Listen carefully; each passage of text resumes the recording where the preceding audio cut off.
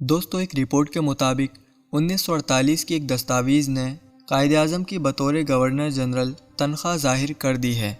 منظر عام پر آنے والی دستاویز کے مطابق بطور گورنر جنرل پاکستان قائد اعظم محمد علی جناح کی ماہانہ تنخواہ 1 روپے نہیں تھی، بلکہ دستاویز کچھ اور حقیقت بیان کر رہی ہے۔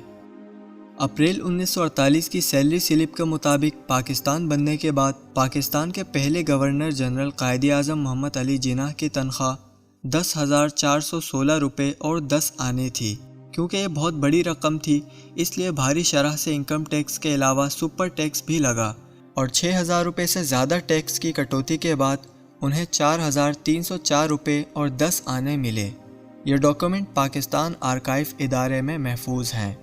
قائد اعظم بلا شبہ ایک عظیم لیڈر تھے اور یہ ڈاکومنٹ ان کی عظمت کو کم نہیں کر سکتا، لیکن ہمیں حقیقت کا علم ہونا چاہیے۔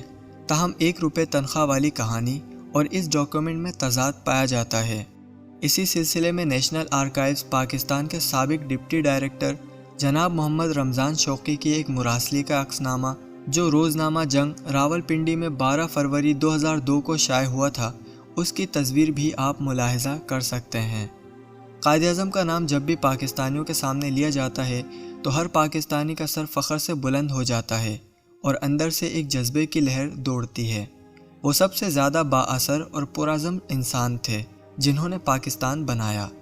یہ کہنا بھی غلط نہ ہوگا کہ آج اگر ہم ایک آزاد ملک میں رہ رہے ہیں تو وہ انہی کی بدولت ہے۔ قائد اعظم کی یہ بدقسمتی تھی کہ پاکستان بنانے کے کچھ عرصے بعد ہی وہ دنیا سے رخصت ہو گئے تھے اور پاکستان کو ہمارے حوالے کر گئے تھے۔ تاہم انہوں نے انتقال سے قبل ملک کے نوجوانوں سے ملک کو سنبھالنے کا مطالبہ کیا تھا۔ کچھ لوگوں کے دلوں میں ہمیشہ یہ سوال رہا ہے کہ قائد اعظم کی تنخواہ کتنی تھی؟ کیا اس وقت کے حکمران بھی آج کے حکمرانوں کی طرح بہت زیادہ تنخواہ لیتے تھے؟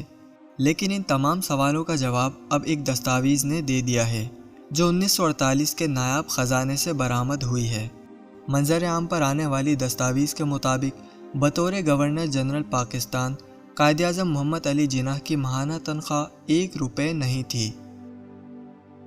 دوستوں، اگر آپ کو یہ ویڈیو اچھی لگی ہو تو اسے لائک کرتے ہوئے اپنے جان پہچان کے لوگوں کے ساتھ زیادہ سے زیادہ شیئر کیجیے اور اسی طرح کی معلوماتی ویڈیوز کے لیے UCS TV کو سبسکرائب کرتے ہوئے پاس میں موجود گھنٹی کے نشان کو ضرور دبا دیجیے۔